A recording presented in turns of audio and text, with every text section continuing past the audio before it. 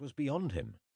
Yet, once more, since the uncle's plans concurred with the nephew's own wishes, the colonel had held his peace and gone to England.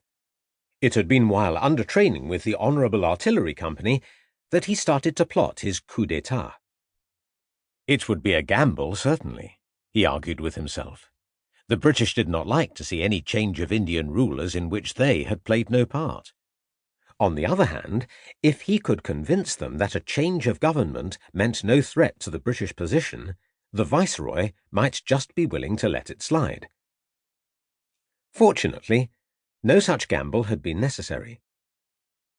The spine had not been the only part of his body in which the old Maharaja lacked power, and he died leaving only daughters behind him.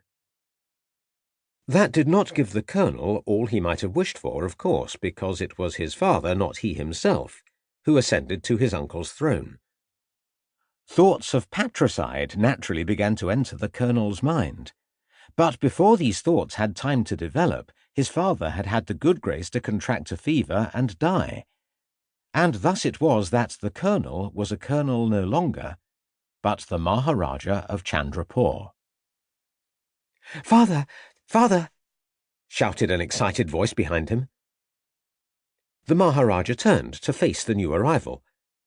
Though the boy was only 6, it was already obvious that he would grow to be a tall, well-built man, and a beautiful one, the Maharaja thought.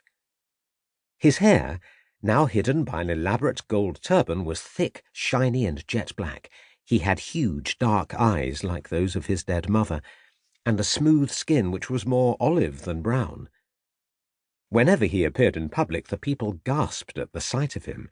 He was indeed a golden child. "Is it true, father?" the boy asked. "Is what true?"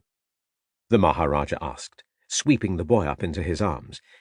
"Is it true that we are going to England?" "Yes, it is." "But how did you find out?" The boy looked down at his hands, as if he had suddenly realized that perhaps he had said too much. "One of the palace monkeys told me." His father laughed. "Perhaps that is true," he conceded. "But I'll warrant that this particular monkey had a chamberlain's chain of office around his neck. Tell me, my boy, does the news please you?" "Oh, yes, father. It pleases me greatly." "Then perhaps you will tell me where England is." "Isn't it near to Bombay?" the boy asked hopefully. The Maharaja laughed delightedly. "No, it is much further away than Bombay. It is far across the ocean." "Like Ceylon?" the boy asked. "Even further."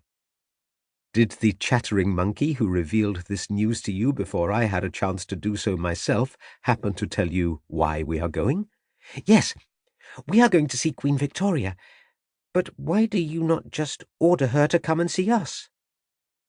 The Maharaja smiled at his son's naivety, though the edges of that smile were somewhat tempered by his own resentment.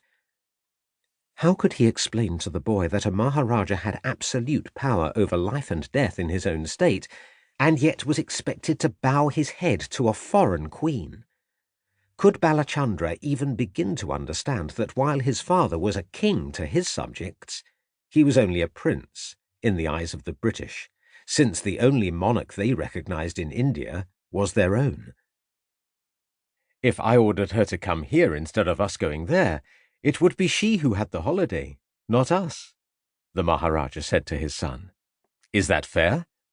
"No, it isn't," the boy agreed. He paused for a moment. "Father." "Yes, my son?" "Is to see Queen Victoria our only reason for going?" "What other reason could there be?" I hoped... "Yes?" "I hoped you might be looking for a new wife." "For a new mother for you, you mean?" "Yes," the boy confessed. "For a new mother for me." The Maharaja felt a stabbing pain in his heart. Balachandra had never known the mother who had died giving him birth, yet despite the scores of retainers who constantly fussed over him, he still felt the need for her. "We will find you a new mother soon," the Maharaja promised, "but she will come from India, not England." He placed his son back on the floor and patted his head. "I am happy that you came to see me, but I have many serious matters still to think about, and so now you must go away again."